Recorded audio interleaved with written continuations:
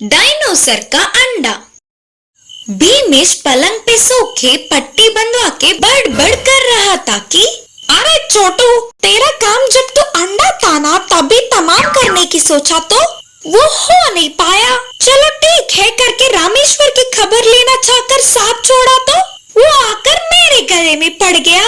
कोई बात नहीं करके फिर भी नहीं छोड़ूंगा क्योंकि मेरा नाम है भीमेश। बोलते हुए रामेश्वर के घर की खिड़की से भीमेश ने अंदर झांका। भीमेश को अंदर रामेश्वर और डायनोसर दोनों हंसते हुए दिखे। अरे ये दोनों तो मेरे बारे में ही बात करते हुए सोचकर हंस रहे होंगे। फिर भी नहीं छोड़ूंगा क्योंकि मेरा नाम भीमेश। फिर से घर आकर सोकर सोच में डूब गया। आइडिया! भले ही मैं कुछ नहीं कर सका, कल सुबह उन दोनों को बड़े के सामने खड़ा करके उस रामेश्वर और उस छोटू की खबर लूंगा। बोलकर प्लान बना के आराम से सो गया। उसी रात को दो चोरों ने उस गांव में प्रवेश किया और धीरे धीरे एक एक घर में घुसते गए। जितने मिले उतने पैसे और सोना लूटते रहे। भीमेश के घर भी जाकर उसके पैसे और सोने को लूटकर अपनी पोटली में बांधा। तभी किसी चीज की आवाज होने पर डायनोसर ने उन्हें देख लिया। अरे अरे, वो तो कोई विचित्र जानवर है, उसने हमें देख लिया। अरे पागल, जोर से मत चिल्ला, किसी ने देख लिया तो हम मर जाएंगे, उसे हम नहीं मिलेंगे, चल भाग। बोल के दोनों चोर गलियों में भागने लगे। तभी डायनोसर भी चिल्लाता हुआ उनके पीछे भागने लगा और उन दोनों चोरों को पीटकर उन्हें एक पेड़ से बांधा। सुबह होने के बाद चोरों को पकड़वाने वाले डायनोसर के बारे में जानकर गांव के बड़ों ने रामेश्वर और छोटू की बहुत तारीफ की और रामेश्वर को इसका इनाम भी दिया गया।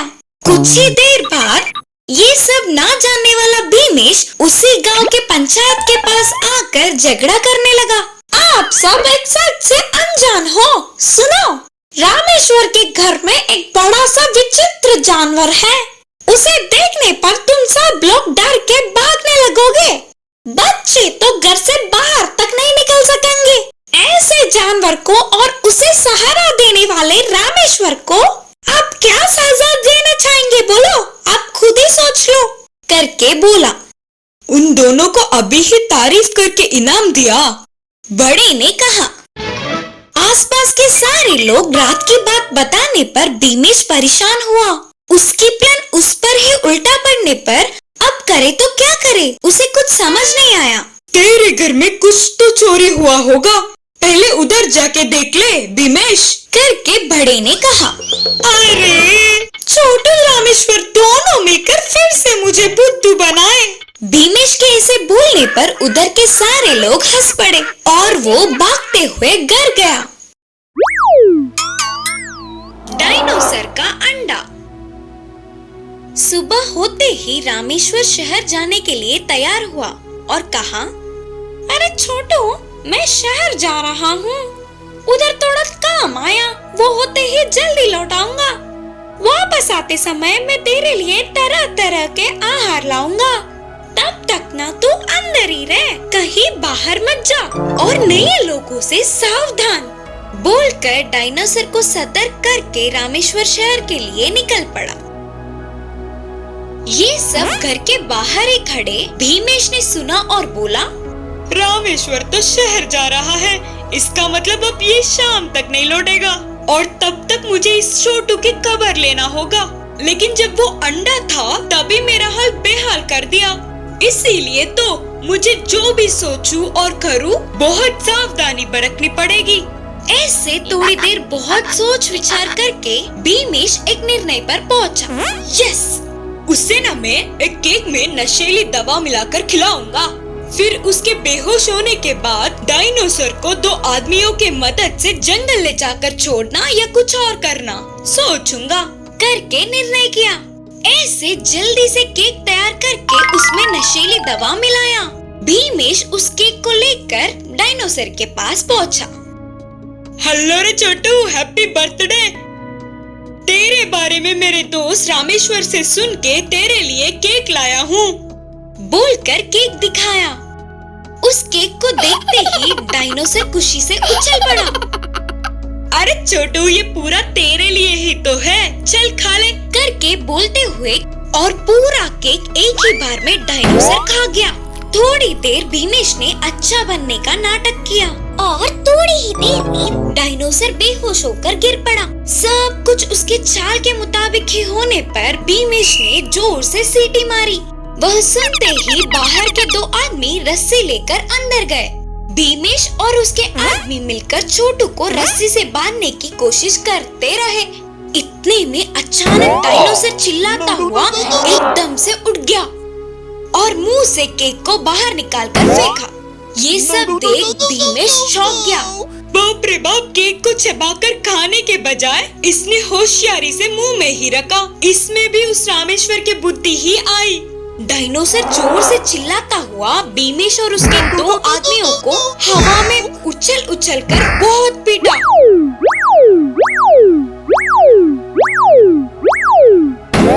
छोटू की पीठ ना सह पाते हुए तीनों उधर से भाग गए। असली चोर कौन? अकबर बीरबल की कहानियाँ। एक गांव में एक व्यापारी रहता था। उसने अपने व्यापार में मदद के लिए एक काम वाले को रख लिया। मालिक का हर काम करते हुए उस काम वाले ने भरोसा कमा लिया। ऐसे एक दिन उस व्यापारी को काम से शहर जाना पड़ा। इससे व्यापार की जिम्मेदारी उस भरोसेमंद काम वाले को सौंपकर वह शहर जाने लगा। अपने मालिक के जाते ही तुरंत वह काम वाले ने घर के सारे धन, जेवर और पैसों को पोटली में बांधकर भाग गया। फिर शहर से लौटने वाले व्यापारी घर खुला देख चौंक गया। यह काम उस काम वाले का ही होगा सोचकर सारे जगहों में ढूंढने लगा, लेकिन कोई फायदा नहीं। कुछ दिनों के बाद शहर जाने वाले व्यापारी को बाजार में घूमता हुआ काम वाला दिखा। उस काम वाले ने भी अपने मालिक को देखा और वहाँ से बच के निकलना मुश्किल है समझकर तुरंत उस व्यापारी को कस के पकड़ लिया। आखिरकार तू इतने समय बाद मिल ही गया ना, अब कहाँ भागेगा रे?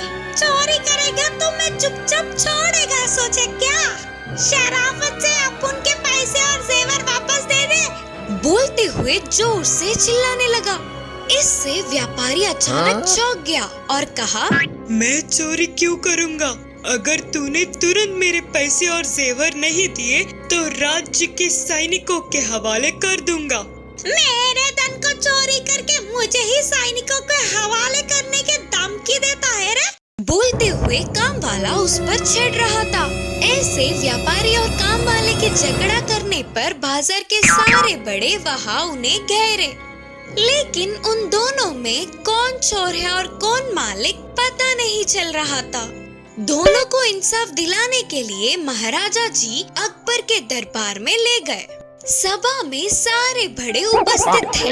अकबर और बीरबल के सामने उन्होंने पूरी कहानी सुनाई। मैं एक व्यापारी हूँ, ये मेरे पास काम करता था। एक दिन मुझे शहर जाना पड़ा तो मैं अपने व्यापार की जिम्मेदारी इसे सौंप कर गया। मेरे वापस आने तक इसने मेरे पैसे और जेवरों को चोरी करके भाग गया। फिर से अभी दिखा, मुझे मेरे धन को वापस दिलाओ महाराज। मालिक ने कहा। फिर काम वाले ने कहा, महाराजा जी को मेरा प्रणाम। ये सच को छुपाकर उल्टा सीधा कह रहा है। यही तो मेरे पास काम करता था।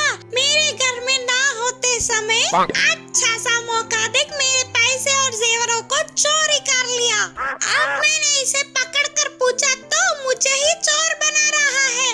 मेरे धन को मुझे वापस दिलाओ महाराज। बोलकर काम वाले ने बातें बनाए। सभा में सबको दोनों की बात सही लगी। यदि अगर अभी इंसाफ गलत हुआ तो एक ही व्यक्ति का 2 बार नुकसान होगा। लेकिन इनमें से असल में चोरी किसने की करके सारे सोच में पड़ गए। बीरबल ने एक सैनिक को बुलाकर दोनों को ले जाकर फांसी के फंदे के पास खड़ा करने को कहा। फिर उन दोनों का सिर फंदे में रखवाया। अब मेरे कहे हुए काम वाले का सिर काट डालो। करके बीरबल के बोलते ही तुरंत सच्चा काम वाला डर से अपने सिर को निकाल दिया। इस तरह चोर की चोरी पकड़ी गई। उससे पैसे और जेवरों को लेकर व्यापारी को देते हैं। व्यापारी बहुत खुश हुआ और उस काम वाले को कठिन सजा सुनाया।